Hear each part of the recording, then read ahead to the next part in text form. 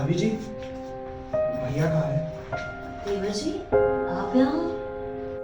हाँ भाभी जी, वो मेरी नौकरी लग गई है ना, तो मैं अपनी पहली सैलरी भैया को देने आया हूँ। देवर जी, ये तो बहुत अच्छी बात है कि आपकी नौकरी लग गई है। कंग्रेचुलेशंस। पर देवर जी, आपको यहाँ आने के बजाय सबसे पहले मंदिर जाना चाहिए था, भगवान का आशीर्वाद लेना चाहिए था। हाँ भाभी जी, मुझे पता है कि मेरी पहली सैलरी आई है और ये पैसे मुझे मंदिर में चढ़ाना चाहिए, इसीलिए तो मैं यहाँ आया हूँ।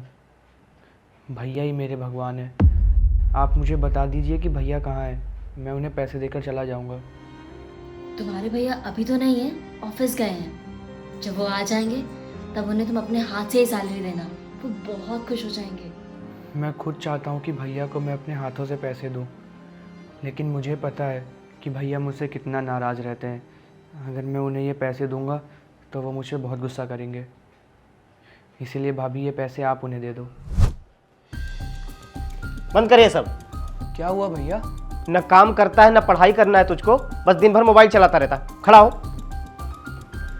तेरा ठेका लेकर के रखा है, जिंदगी भर बैठ के तुझको खिलाता रहूंगा क्या? नौकर समझा है? इस घर में अगर रहना है तो खुद की रोटी खुद कमाना पड़ेगा। मर्द है इस घर का, और मर्द इस घर में तभी रह सकते हैं जब खुद की रोटी खुद कमा कर लाएगा। एक आदमी का खर्चा उठाने का दर्द क्या होता है ना, वो मैं जानता हूँ। तुझको कुछ करना नहीं रहता है, बैठ के मोबाइल चलाना है। वो तो मैं जानता हूँ ना पैसे कहाँ से आते हैं। पैसे पेड़ पे नहीं उगते हैं, पैसे कमाने के लिए मेहनत करने पड़ते हैं। और तुझको भी ना सबक सिखाना होगा। तू इसी वक्त घर से निकल, चल।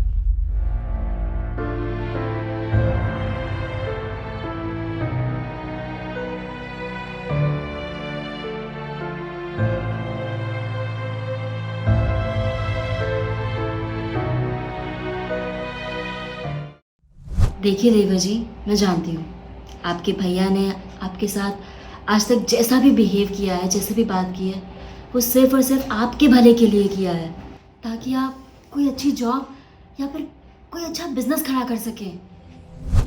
आपको तनिष्क से इस तरह बात नहीं करनी चाहिए थी। उसको कितना हर्ट हुआ होगा आपको पता भी है। और नौकरी का ताना वो तो बिल्कुल भी नहीं देना चाहिए था। अभी उनका स्ट्रगल का टाइम चल रहा है। आप तो सब जानते हैं कि वो इंटरव्यूज़ दे रहे हैं, कितने एग्ज़ाम्स लिख रहे हैं। आपको तो सब कुछ पता है कितना स्ट्रगल कर रहे हैं वो। अब नहीं कुछ हो पा रहा है तो इसमें उनकी गलती है क्या? वो तो अपने एफर्ट्स पूरे डाल रहे हैं ना। और आप सोचिए, जब आस पड़ोस वालों को इस बारे में पता चलेगा तो वो कैसी कैसी बातें बनाएंगे, क्या सोचेंगे हमारे बारे में। आप देख तो रहे हैं आजकल का ज़माना कैसा हो गया है। बच्चे मेंटली कितना वीक हो गए हैं। ज़रा सा इमोशनल स्ट्रेस उनको कौन सा गलत कदम उठाने पे मजबूर कर सकता है। अगर अगर ऐसा कुछ हुआ तो? मैं अपने भाई को अच्छे तरीके से जानता हूँ, वो ऐसा कदम कभी नहीं उठा सकता। और मैं अपने भाई को ऐसा इसलिए बोलता हूँ कि वो अपने पैरों पे खड़ा हो पाए। माँ बाप के जाने के बाद मैंने उसे अपने बेटे की तरह पाला है, और उसे मैं जितनी भी बातें बोलता हूँ पूरे हक से बोलता हूँ। मैं जानता हूँ वो हर्ट भी होता होगा, लेकिन मेरी बातों को जब वो सोचता होगा तो उसे समझ ज़रूर आता होगा कि भैया उसे उसके भलाई के लिए बोल रहे हैं। ठीक है, जैसा आपको ठीक लगे। आपने उसे पाला है, आप जानते हैं उसे कैसे संभालना है। मुझे आप पे पूरा भरोसा है। भगवान, मैंने आपसे अपने लिए कुछ नहीं मांगा, लेकिन अपने छोटे भाई के लिए मांग रहा हूँ। हे भगवान, मेरे भाई को अपने पैरों पर खड़ा कर दो। वो उसको अच्छी जॉब मिल जाए, बड़ा आदमी बन जाए। मेरा बस यही सपना है भगवान। मेरे भाई का साथ दीजिए भगवान।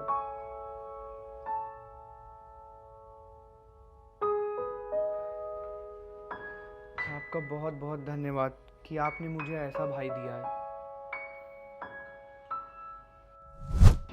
देवर जी, जब आपको सब पता है तो फिर आप अपनी पहली सैलरी उनको देने में इतना डर क्यों रहे हैं? आपको पता है अगर आप उनको अपने हाथों से ये देंगे उन्हें कितनी खुशी होगी, और वो खुशी उन्हें मेरे हाथों से ये सैलरी लेकर के कभी नहीं होगी। आप एक काम करिए, आप यहीं रुक जाइए।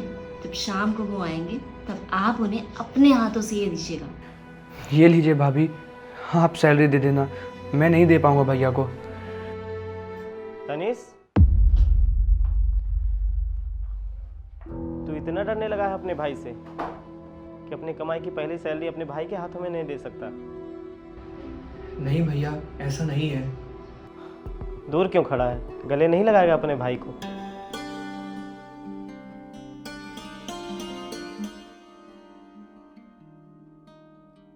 तुझे ज़्यादा सोचने की ज़रूरत नहीं है। मैंने तेरे साथ इसलिए ऐसा किया ताकि तू अपने पैरों पे खड़ा हो सके। और आज मेरे लिए इससे ज़्यादा खुशी की बात कोई और नहीं हो सकती।